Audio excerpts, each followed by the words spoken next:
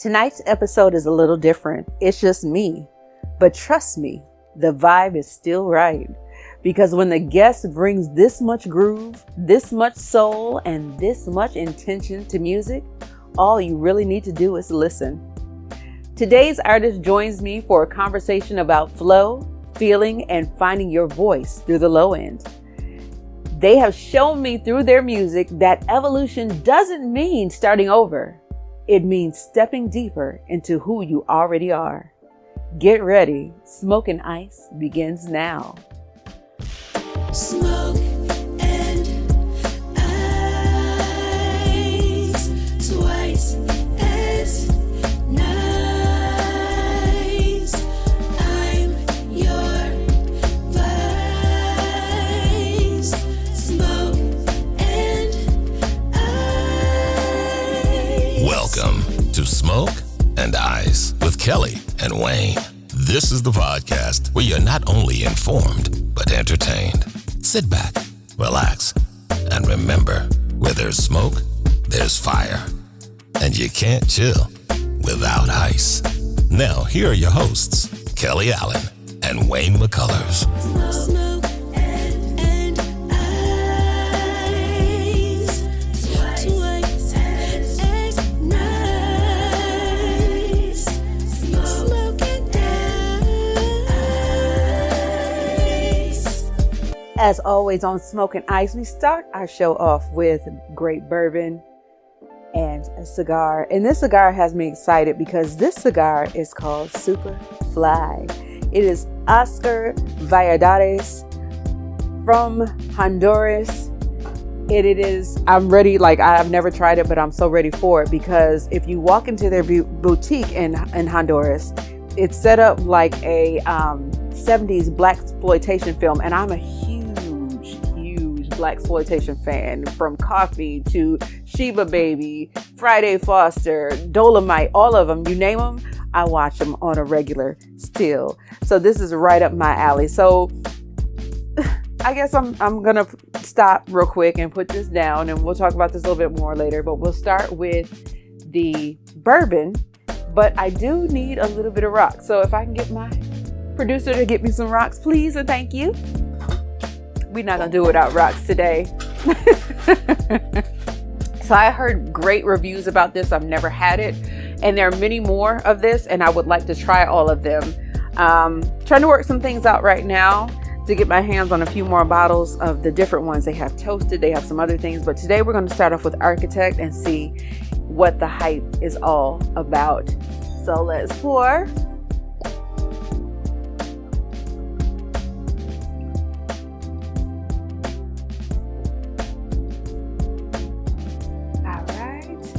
And cheers to all of you that are there. And before I sip, as always, here at Smoke and Ice, we do not condone drinking and driving. So if you are out and drinking, please make sure you have a designated driver. You have someone who Uber, Lyft, whoever you want to come and pick you up, take you home so that you are safe. And if you're in the comfort of your own home, then have at it, because right now we're together and we're going to partake. So let's try it.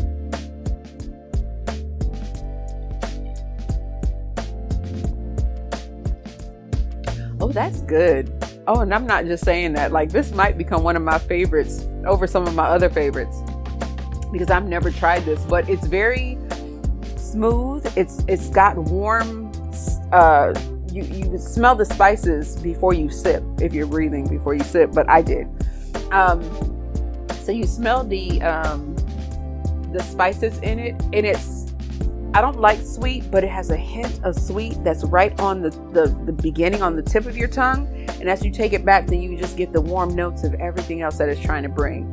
So this right here, I like that. Architect is good. I recommend it. And if anyone else, has anything else to add to it, please do so in the comments. But we love that right there. So now we're going to get back into my favorite, Superfly, because I really like this.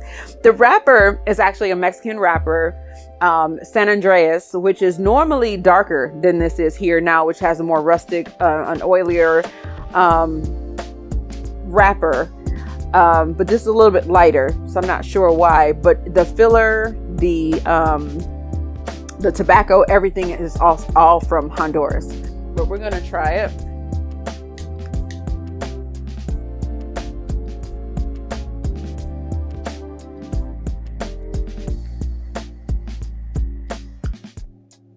So this is medium bodied. It's got a good pull. You don't get a lot of the tobacco in it, so it's not a heavy tobacco flavor. I like this. This is Superfly. This is, you sit back and chill and you just enjoy your cigar. I love it, guys. Like, this might be one of my favorites so far that we brought onto the show, and I'm not even exaggerating here. I like it. It's not even about the whole ambiance of the showroom in Honduras and all that other stuff, but this is a very, very good cigar. So if you've never had it, go out and get it. We got this from Joker Smoker, as we do most of the time if we're not over at Abby's. And if you're in the Raleigh area, the tri-state area, we'll put up the addresses for you so that you can go in. And if you go, please make sure to let them know that Kelly and Wayne sent you. Smoking Ice continues next. Hi, I'm Kelly Allen. Join me each weekday from 10 a.m. to 3 p.m. for Midday Energy Rush on Positive365.net. I'll bring you all your favorite music from every genre and every decade, plus comedy and positive thoughts all in one place. Go to Positive365.net and you won't be disappointed. That's Positive365.net. We're positively different.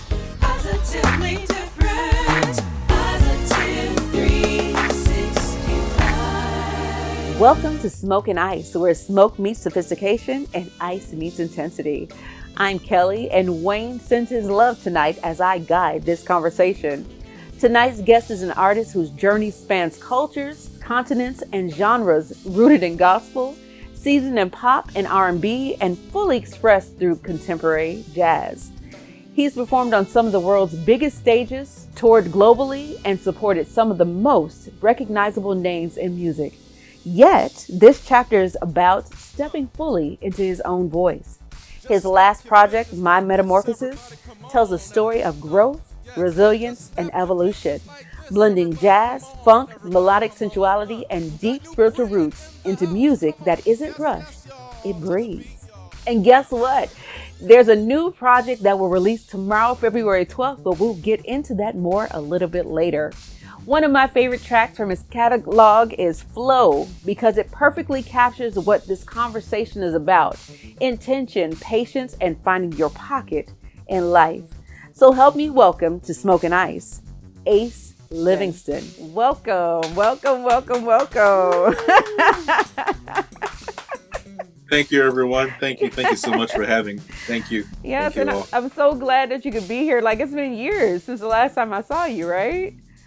It's been years and years. I think I was bald-chinned the last time when you saw me. I didn't have any beard at all. All I had a Martin Luther King, Dr. Martin Luther King mustache. That part. I have a dream. But it is February, right? Like you said, my metamorphosis. I grew. I grew from that point. And now, like, a lot has changed, and in a very good way, Yeah. a lot has matured. And maturity is a very good thing that I'm embracing. And I'm excited about it. Well, I'm excited too. I'm excited to have you here. So let's get into it. So, Yes. You spent your first 13 years in Jamaica. Yes. Yeah. And then you moved to Connecticut. How did that change? How did that culture shift change the way you hear rhythm and groove and music as a whole? Well, it changed a lot of things for me. The culture shock was real, both figuratively and literally. Because, man, I only saw snow on TV. We used to think I'm dreaming of a white Christmas. But we never had snow in Jamaica. So, my imagination would really just kind of guide me through that. But then I never forget, the first time I saw snow, I was in a math class. Miss Mullen was the teacher, and I saw these little cotton balls coming down slowly, and I got up from my seat. and I walked over to the window in the middle of her class, and I looked because that was my first time. So I just said that. I shared that to say culture shock was real. So in terms of music, I still wasn't really, paying attention to the music thing per se, even though I started playing at 5 years old, because my dad was a bishop, mom being a pastor, my brothers and I, we all played in church. So that was something that I did, and I was pretty good at it. You know how you hear people talk about, is it your gift or is that a skill, that you have? So I never practiced. I was just good at it. So when I came over, soccer was my passion. I was really good at it. So that was where everything was for me. When I got injured, that was when I slowly started to wake up and discover music. Like really, like you said, dive into it. I dove in. And now I didn't know who Stevie Wonder was. I didn't know who Sly and the Family Stone, Larry Grant, Marcus Miller, Shaka Khan, just Earth, Wind and Fire, the Gap Band. None of that. I had no idea who those players, artists, Well, pause for just a second, because you talked about soccer, and that was one of my next questions. So I'll just kind of revamp it. You mentioned soccer. How did the early passion for sports influence your discipline and approach to music once you shifted your focus over to an instrument? Well, I think it was a blessing in disguise, Kelly, because the discipline of soccer, it's up to you how good you want to be. It's up to you how far you want to go based on the discipline. Like, discipline is knowing what you have to do and having the determination to do it and doing those things consistently, So with that mindset, I carried over that same discipline, the same not needing a cheerleader, the same knowing, listen, I have to do this in order to get there.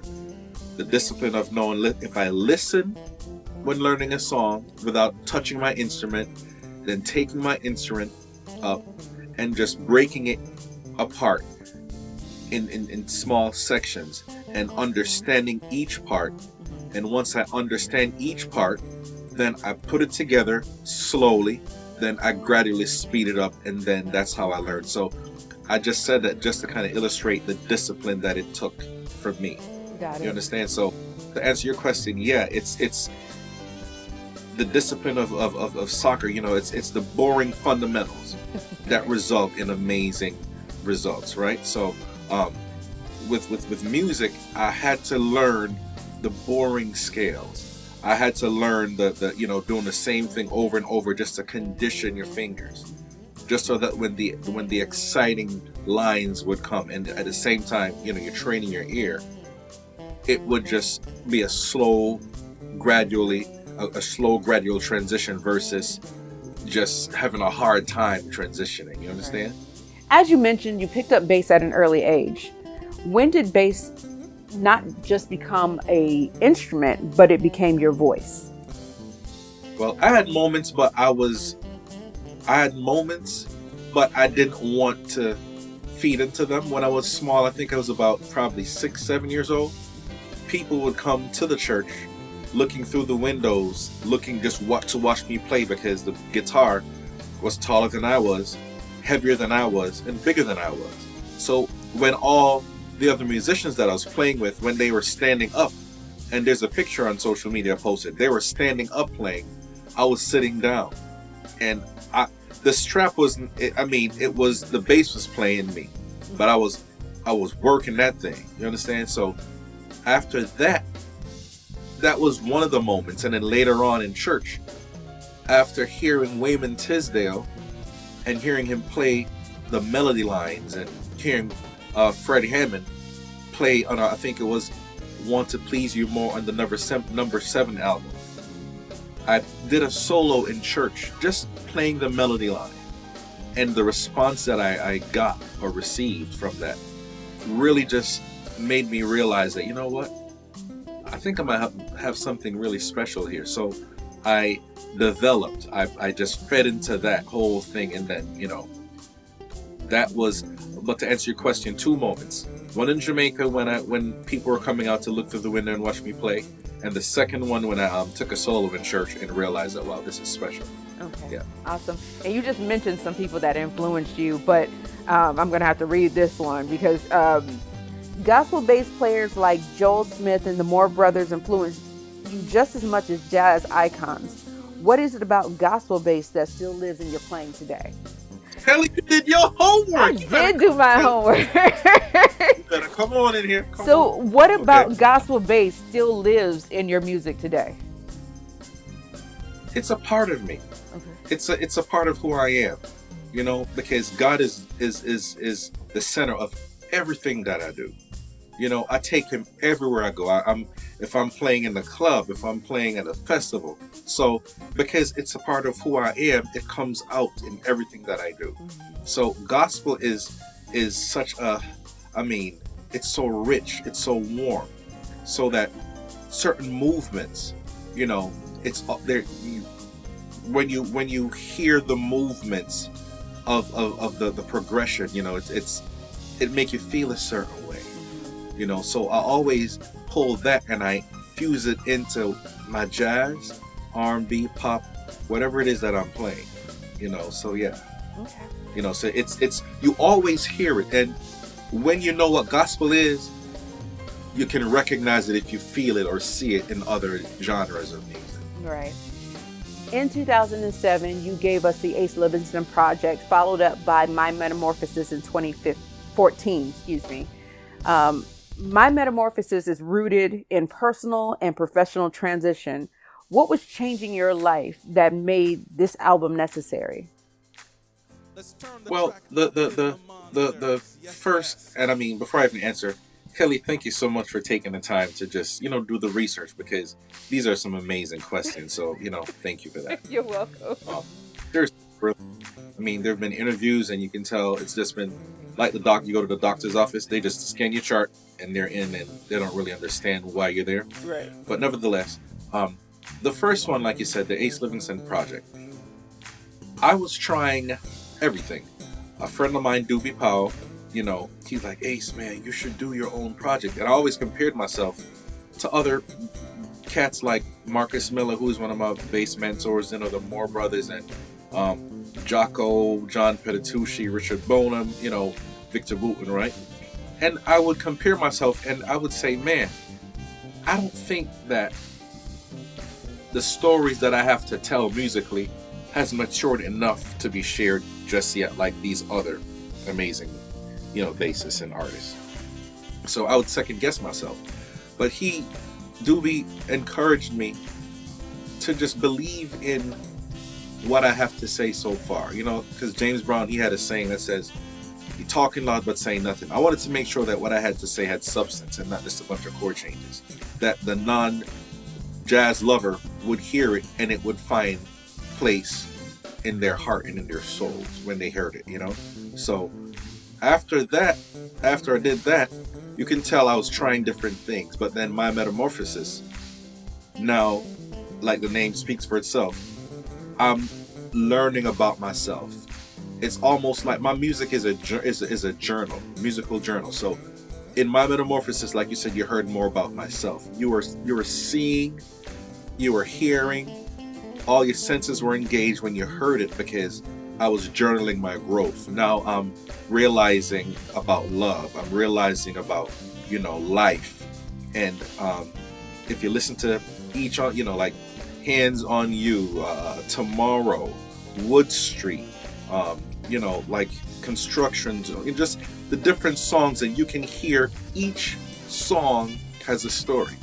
You know, Jonathan DeBose, one of my mentors, he an amazing world-renowned guitarist, always say, "Doctor, you always gotta tell a story. Everyone's making music, but what are you saying? You gotta tell a story." So every song has a story. So then if it's telling a story, it will always be relevant. It will always be relatable, because someone can relate to that. Awesome. So, you know, you heard my experiences with every song that's on there. Right. That's why I named My Metamorphosis. My Metamorphosis, the title, it suggests evolution. What version of Ace Livingston did you have to leave behind to become the artist you are today? Man, Kel, that's a great question. I left nothing behind. I brought it all with me. Okay. You know, when I say that, when we go through life, we take the wisdom from the failures, the wisdom from the wins we had, and we take those with us onto the next one, right? Why? So we don't make the same mistakes. So all those experiences, the knowledge from those, I brought them with me, and they're like building blocks, you know. Because the other day someone asked me in an interview, they said, you know, Ace, what would you change? And my answer, you know, was nothing. Because if I changed anything in the foundational portion of my life, then the trajectory where I am now, I wouldn't be here. You know. So to your question, I brought all the wisdom that I learned from that last project into this one, and that's how you're hearing the growth, and like you're saying, you're hearing more of me and the confidence to even strive and go that much higher, and be more transparent in my expression. Yeah. So you had so many albums, and not only that, but you had singles and EP. You mentioned Tomorrow, As Long As You Love Me, Change the World, and then my favorite, and I'm always gonna say this, and listen, I love your music, so I don't want to make it seem like that's the only song I like, but there's something about Flow that just does something to me every single time I hear it. It just, the instrumentation from start to finish, the movements in it, it's almost like an emotional, it's a small roller coaster. Don't send you too far, but it's amazing feeling when you listen to that song. So please forgive me if I'm a little biased on that title, but how do you personally define flow musically and in life? And how do you know when you found it? Well, I wish I was the one who, I wish I could take credit for it, but that was I helped in naming it. Okay. But that song was, you know, written by Chris Big Dog Davis and myself. Okay. But I mean, it was a collaboration, so still some of you in there. Yes, most definitely. You know, so it's again, it speaks for itself. It's like you hearing it. It's when you hear it, you're thinking in terms. It put you in the mind of pre-summer. Summer's about to come and start. We're coming out of, you know, the cold months, and we're getting ready to just really have an amazing summer. And you put it on, the top's down in your car, you're driving into the city, and it's about 6:37. The wind is nice, and you're hearing the music, and it's a very optimistic view, but you're seeing through your ears. So it's light and it's fun. Good. Well, and so since we're kind of on that topic, how do you describe personally your flow musically and in life, and how do you know when you found your flow? Well, life and music and my Christianity, they all, and love, they all are parallel, right? And I know because I feel it. I'm a field player, you know. When you're playing and you're recording, when I'm recording, in the same seat is where I record all those songs, right here. And I have my process. I turn the lights down. That way I'm not visually distracted by anything, and I really zone into the feel of the song. Every note that's played, the ambiance of the chords, the progressions of them, you know, how is it making me feel? So I'm glad you can't see the faces I make when I'm recording it, because, you know, it's just when something feels real good to you, it's like, it's almost like you're tasting, you know, growing up when you're in the kitchen and your mom, you know, so like, you know, taste this, let me know if you like it. And they give you a little spoon and you taste it, and you're like, when something is good, you're like, I'm down here talking to myself. I'm like, oh my God, that feels good. Woo! So you make And, those you know, it's faces just- on stage. I've seen them. But to my point, so that's how you know how it's real because, and that's the thing though, Kelly. If you put love into your music, the listener is going to get that on the receiving end of it, and they're going to feel the same way you're feeling because you can't fake a feeling, right? So if you can't fake a feeling, why not just be transparent and be real with it? Because if you're going to put it in, they're going to feel it. And they're going, if you're crying recording it, it's going to make them tear up listening to it. And that's what it's all about. So that's how I know, Kelly, when I have something special, because it has to be birthed here first before it can be birthed out there, before they can feel it out there. And that's why I love every track, because I can feel everything that you feel through it. And so you're accomplishing what you say that you want to do. You're doing just that. You've toured and performed with major artists from 98 Degrees, Usher, Jennifer Lopez, Harry Connick Jr. What did those stages teach you about presence and professionalism? Those stages taught me how to be in the moment, how to respect the moment, how to be present in the moment, and how to prepare for the moment and for other moments, because those are big stages. I'm talking Madison Square Garden, I'm talking the Tonight Show, Radio City Music Hall, live award shows, and all of that. So it really helped develop me as a person and as an artist, in terms of, like you said, you know, the things that I brought with me from back then, the discipline to prepare, so that when I was on those stages, you know, the wisdom in preparing, the mindset, showmanship, you know, being expressive, not being afraid to let my facial expression mirror what tonality was coming from my fingers. So it gave me, each performance gave me the confidence for the next one, you know. So all those years were prerequisites to the person that I am now, doing my own thing, because now I know exactly what it takes. I know how to prepare for it. I know how to handle myself while I'm in it. And I know how to talk about it after it was recorded or after I perform. And so you kind of almost answered my next question, because I was going to ask, you know, what was it that shifted in you? But it sounds like it was just all the things that you learned. You were able to take those things in internally and then just easily step into your own to finally give everybody what they needed. Am I right in saying that? Yeah. Absolutely. That's awesome. Absolutely. It helped me. And one last thing, Kel, it helped me to really appreciate and value people. I always did, but the more God has allowed me to be elevated in this musical journey that I'm on, the more I appreciate people. You know, my friend Aaron that passed away, Aaron Spears, he said it's always nice to be good, but it's even better it's always good to be nice.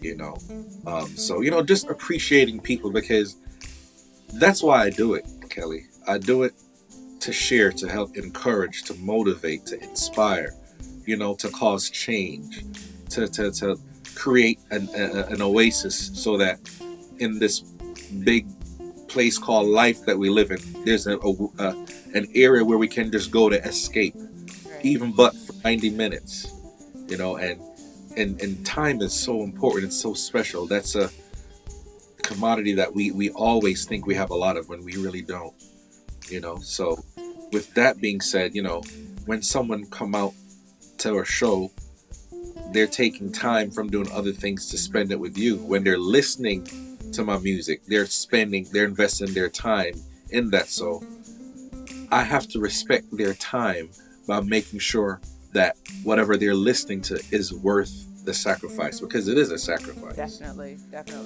And talking about all that you give to people, you played everywhere from Carnegie Hall and Madison Square Garden to jazz festivals across the world.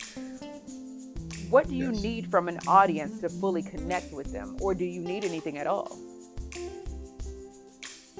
I just need them to come, to sit, and just to be open, and once they're open, then they can receive. But if they're closed, they can't receive it. Gotcha. So it's just that openness. As long as that's it, just be open, because and it's always an interactive conversation at my shows. It's I'm putting stuff out, they're sending it back, and it's a conversation. So there's a loving interaction that's happening, and it's beautiful. Awesome. Yeah. So gosh, listen, I'm so in awe. You're answering so much. Like, I was like, I can't answer that question because he already answered it. No, it's okay. Listen, I'm so passionate about it, man. We can talk all day. I know. I could keep you forever, but I know your time is precious, and I know you have things to do. But I just have a few more for you. Songs like "Soothing the Soul" and your reimagining of "Change the World," because you did that cover, tap into something deeper than entertainment. How intentional is spirituality in your music? It's very intentional, because it's coming from a place of gratitude. It's coming from a place of being sincere. So I believe in being transparent, and I would be faking the funk if I would give you music without that being the main ingredient in it. So it's such a thing that I'm not scared about, and I'm not scared to share. And it makes a difference in my playing. And it gives my playing wings, and and take it to places that I couldn't take it myself based on just my gift alone. Gotcha. So let's talk a little bit about bass prayer. That's powerful, Okay. all in itself. What does prayer look like through your instrument? Exactly what you feel when you heard it, what you felt when you heard it. It's it's almost like your emotions. I believe, Kelly, that when emotions are expressed, there's certain things that music can help me articulate that words aren't pen to paper yet. That were never there were never words that were written to describe that emotion. It's a feeling. So when I'm playing my bass and I'm expressing myself and I'm praying, it's like there are no parameters, there are no restrictions. This is how I'm feeling, and it transcends the language barriers. Someone who don't speak a lick of English, someone who speaks, Spanish, any other language, it connects with, it's universal, so it connects with the soul of the person. Yeah. And it moved them to tears, it moved them to laughter, everything. So you've worked with legends, hold on, let me pause. I love that. I love everything that you just said about that, because that's so powerful to do that. So I just wanted to take a moment to acknowledge that I did hear that instead of just going on. I'm trying to be conscious of time, but sometimes you just have to say time is okay when something is really, a good idea, a good thought. So I thank you for that there. But we'll get back to it now. I'm on, Kelly. Take your time with me. I'm here. Okay, good. I know you're busy. You're a busy man, so I just don't want it to be where I'm monopolizing so much of your time. You've worked with legends and helped shape major records. How do you want your legacy to be remembered? I want my legacy to be remembered as someone that wasn't scared enough to be transparent. Someone who wasn't scared enough to include how grateful he was by always having God being a part of every note he played. Someone who loved people enough so that he sacrificed a lot of things in life just to make sure that he had something to share with them, to uplift them, to encourage them, to motivate them through his music, and provide, using music as a way to help the youth to voice emotions that they can't express through words. Whether it's through their painting, through their um, writing, dancing, but have my music inspire them to just smash the parameters of fear and just live. And because you live this life one time, you understand? So in living it, you got to live all of it. Life is like a castle, Kelly. Don't confine yourself to the pantry. There's a whole study, there's a whole den, master bedroom, there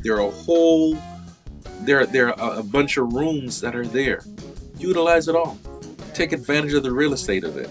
Don't just confine yourself to one room, metaphorically speaking. Yes. You've definitely discovered how to use it all. And speaking of that, you have a new project coming out. As I mentioned earlier, it drops tomorrow, and it's entitled "Let Intimacy Rise." I love the title, first of all, and it's perfect. We're coming out right before Valentine's Day. So, what was the influence of this project? Well, I like it. Come on. One more time. Tell me. as you're saying, Jesus, you asked amazing questions that I could tell that you really put thought into this. Okay. Can I play? On social media, sometimes I'd use my voice, like I'll be looking out the window and it'll be snowing, and I'll just, say, I'm standing here in awe, looking at the snowflakes fall, watching the sky in its white, just different things. And then I'll put my bass behind it. I'll score what I just said, right? And then I'll put it on social media. And I'll challenge myself like that. So I was here, and I said to myself, you know what? I want to do some more of that. So there's this young lady, her name is she's an artist. Her name is Passion Fears. She's a storyteller, and she's an author. I reached out to her, and I asked her, I said, would you be interested in just writing six stories that I would score with my bass guitar? No piano, no guitar, no horns, nothing. Just her voice, her story, my bass guitar scoring the story, and just some percussions underneath it to give it a lift and a pulse to and I know how it's so easy for everything to sound the same, because one of the things that we lack is being original. We're always reaching back, sampling, grabbing that, but she said sure. So she wrote six stories,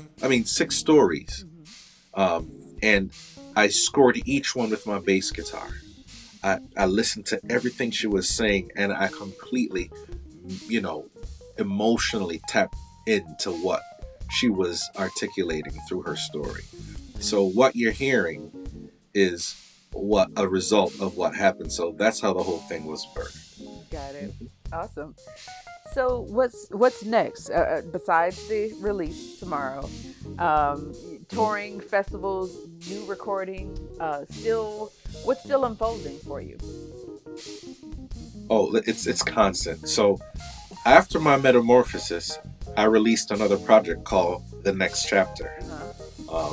And that one I really took the liberty, because I'm always challenging myself, Kelly. So I wanted to see if I can write these songs that would stand the test of time, that would be just as impactful and just filled with messages in there that can help the listener. So I did that, and thank God everyone loved it. And it's there are a bunch of songs in there that again journaled my growth. because after the Ace Livingston project, I was experimenting with, trying to find myself. My Metamorphosis was, you can hear me coming out of the cocoon, and you saw that audibly, and then the question was asked, what now? So next chapter was what was answering the question about that, of where my location was and where I planned on going. And now after that, people stopped creating albums per se. They're more so doing singles and EPs. So I said, you know what? I want to challenge myself.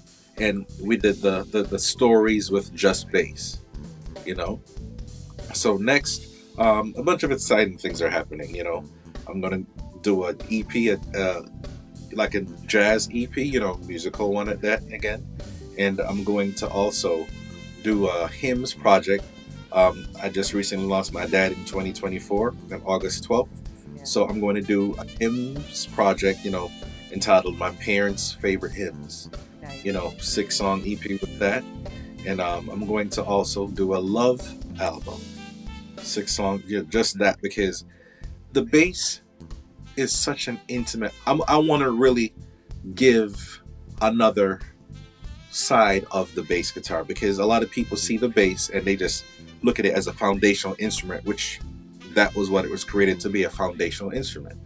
However, I'm going to use it to express myself, to show that bass can be sensitive, bass can be tender, bass can be warm yet loving, bass can be articulate, and bass can really help you see beautiful colors that you not normally imagine it would be able to help you see. You know what I mean? So the love album is going to be my goal or my effort in helping you to feel love, to feel the warmth, to feel hope, to feel the warm hand in yours, to hear the voice that make you feel safe. It's going to embody that. So I'm excited to have new management, J. Roberts Management. They're out of Atlanta.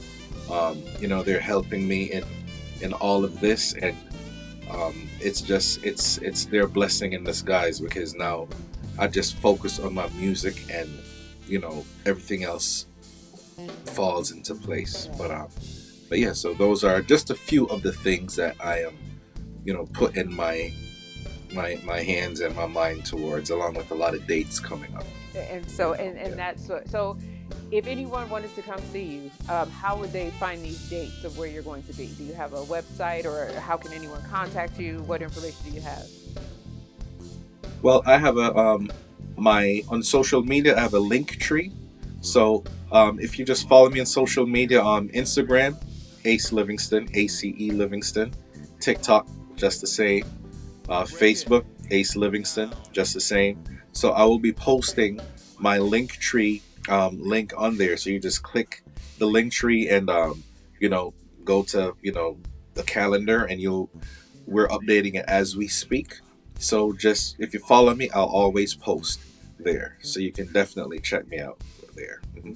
Nice. Well, thank you so much for being with me today. Thank you so much for taking the time out to give this expression of love to everybody who is listening with me, because I hope they enjoyed it just as much as I have, because you're always a pleasure, always, and your music is too. So guys, guess what? If you want some real music, make sure to go on to any musical outlet, because all of his music is there, including the one that's going to be there tomorrow, and you'll be able to hear anything that you want, and it's all great. So please listen. But as always, I need you to like, subscribe, and share, because if you do not, then we can't be here. And as always, I love being here with you. As always, I'm Kelly Allen. And I'm Ace Livingston. And if you're interested in booking me, feel free to do so. J. Roberts Management. It's in my links in my bio. So definitely check me out. And Kelly, thank you so much for having me on Fire and Ice. I love it. Is it Smoke and Ice? Smoke and Ice, yes. Fire and Ice would have been nice too, but it's Smoke and Ice. Smoke and Ice, it's amazing, man. And again, you've been my friend for years, and you're always just always a cut above, and always just, you inspire me. Thank you so much. Thank you. Well, Thanks stay for right that. there. Stay right there for a moment. Let's spark something real. Smoke and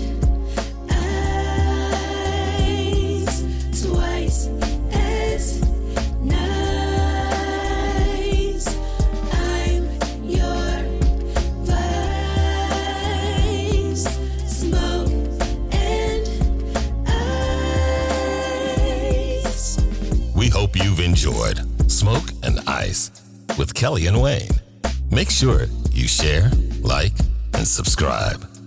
Tell a friend so they too can be informed and entertained. For more information about the show, go to smokeandice.net.